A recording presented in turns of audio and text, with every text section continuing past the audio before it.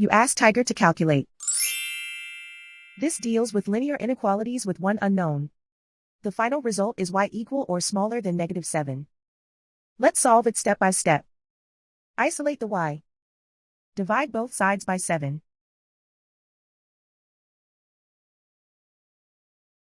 Simplify the fraction.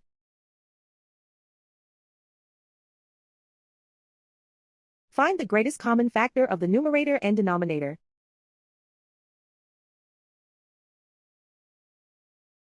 Factor out and cancel the greatest common factor.